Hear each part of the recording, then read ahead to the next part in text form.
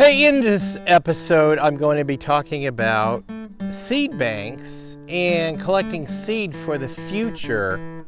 Stay tuned, it's really important.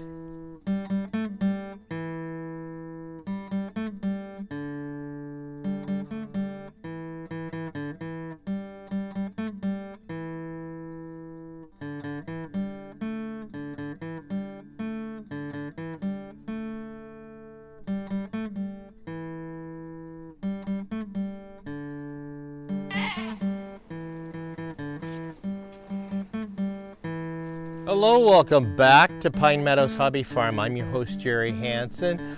I'm going to focus on an episode on seeds. Since we're getting into the growing season, beautiful spring day out here. It's still not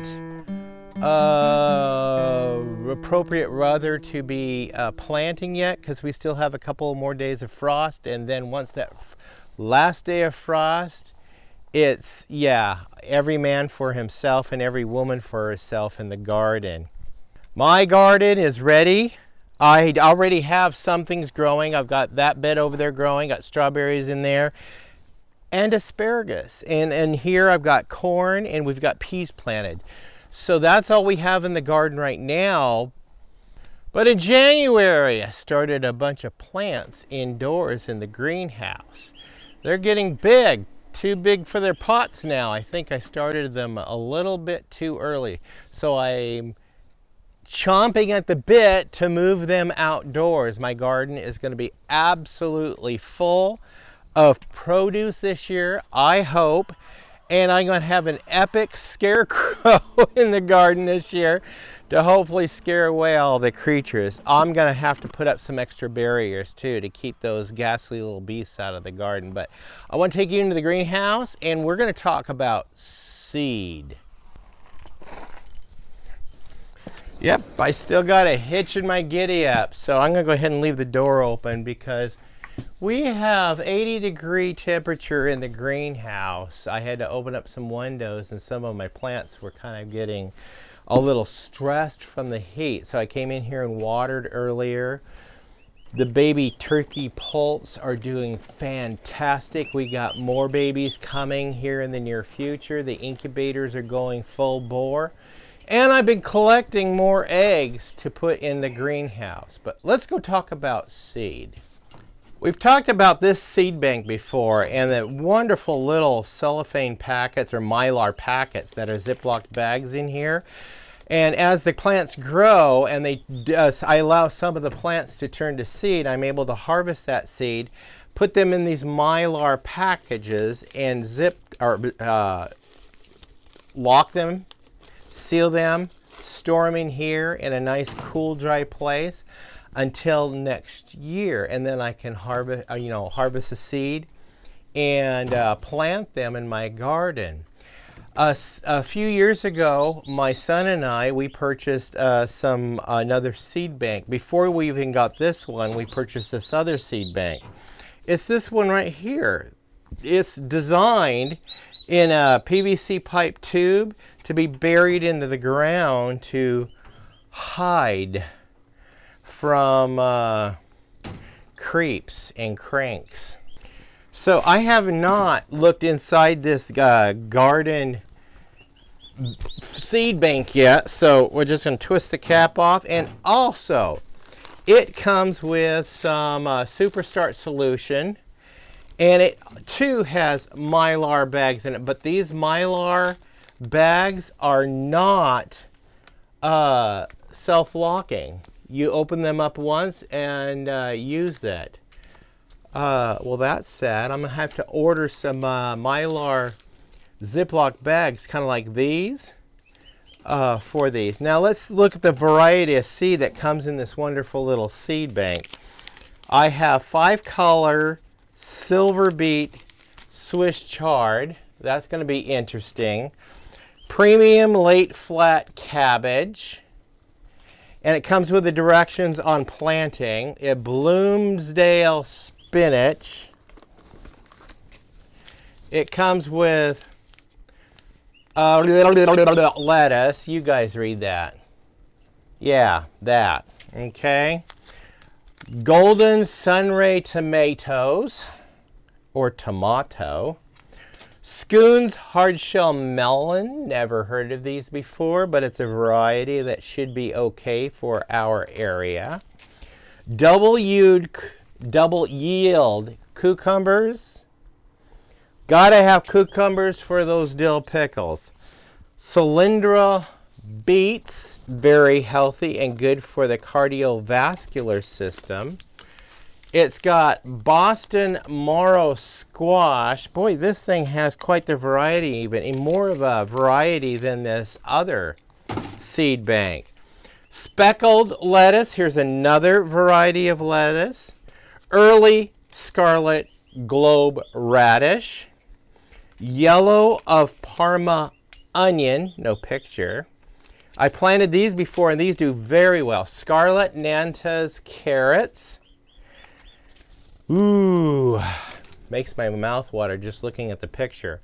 Georgia flame pepper. Yeah. Baran pepper. Never heard of it, but we'll give it a try because it's in this seed bank. King of the North pepper. So I've seen 3 variety of peppers here. Let's see what else is in this. Oh, these things are packed full, so these big seeds. Okay. Yeah, lots. All right, this has a golden Bantam corn.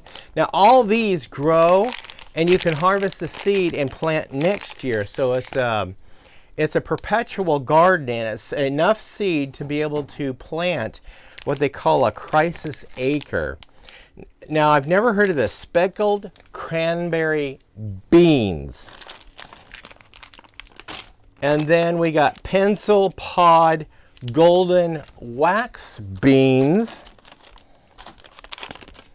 And Ireland Greek Annie bean. A lot of legumes in here, which is, I've never seen such a wide variety of beans, legumes in one package.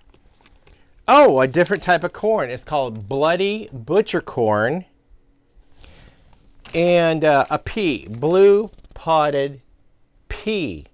So that is quite the variety that fits in this little seed bank. We've got several of these, so we have enough to be able to go around and be ready for whatever.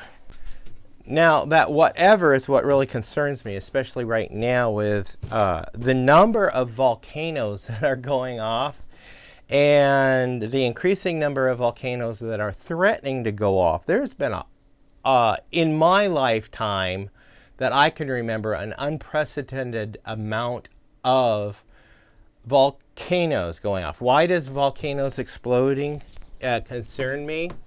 I remember back in 1980s, a big volcano erupted in Russia, northern Russia, and it spewed so much ash into the air, fine particulates. The heavy stuff falls to earth right away, so it's not a problem. It's the fine dust and gases that get into the atmosphere and really cause a problem with the climate in sending us into what we call a Vulcan winter. That winter, or that summer, I remember when that volcano erupted, it took about 3 or 4 months for the ashes to circle the globe. And you can go on NASA's website and read the articles about this. It sent us into a Vulcan winter that summer. We had snow on the 4th of July. That was unprecedented. And then there was the big volcanic eruption years later down in the southern hemisphere around the Philippines. That too swept thrust the southern hemisphere into a Vulcan winter during their summer months. So when you have winter-like weather during your prime growing season, you're going to have a huge failure of crops. So I would say just err on the side of caution, and if you can, score some windows from Craigslist and then somehow build you some, even a small greenhouse. Get you some plastic, make some plastic tents. I'm going to make some rebar hoops out of rebar. That's the cheapest material I can find right now to make the hoops out of, over my garden beds, and get an early start for growing. And you maybe even try to grow through, if we do get a Vulcan winter this growing season, so I can still maximize my crops. I'm still going to be growing throughout the summer indoors in the greenhouse here and try to get as much as I can, because we cannot depend on the global market for food here coming up in the future. Yeah, I'm a worrywart. I will be the first to admit it. I am a worrywart. I do take caution and make sure that at least I'm ready. If I'm wrong, I'm wrong. My grocery bill goes down for the next year or two because I've prepared. And that helps me out financially. It's a win-win. And if I grow too much, well, I always do grow too much, I'm able to share with my neighbors and my family. So, gosh, yeah, quite the seed bank we have here. We've had this, probably for 7 years. They say it lasts for an indefinite period of time if you keep it in a cool, dry place, which we have been keeping it in a cool, dry place. I'll leave a link down below, and I'll leave a link right here so you guys can copy it, so you can go buy something like this. I don't think they sell these particular ones anymore, but there's other variety of seed banks that you can purchase, and I'll go ahead and leave a link right there. You can go through Amazon and purchase yourself one and get it stored away just in case, or grow it this year and start harvesting your own seeds and save them away for the following year, and trying to reduce your budget. Yeah, growing your own food. Oh, these turkeys, they're doing so well. They're growing so fast. Yeah. We're still waiting for the rest of the eggs to hatch. Anyway, I'm your host, Jerry Hansen. This is Pine Meadows Hobby Farm. We're in the greenhouse talking about saving seeds and getting ready for... It's just wise and prudent to be prepared. Yeah, if you guys live urban, just get you some 5-gallon buckets. They come cheap. Get you some soil, throw that in the buckets, and you can grow some food in there. You can do something, and then also learn what you can forage that grows naturally in the environment. I'm still learning what grows naturally in my environment around me that I don't have to plant, that I can go out and forage for food and medicine. Yeah. Please subscribe, then click that bell icon. That'll alert you to new videos as I do upload them. Please give us a thumbs up, like the show, and leave a comment, tip, trick. I really enjoy reading your tips and tricks and hints. That helps me become a better homesteader. Also, share our videos on your social media platforms by clicking that share button below. And give us a thumbs up. Like the show. Remember, be safe and always be kind. We'll see you guys in the next episode. All right?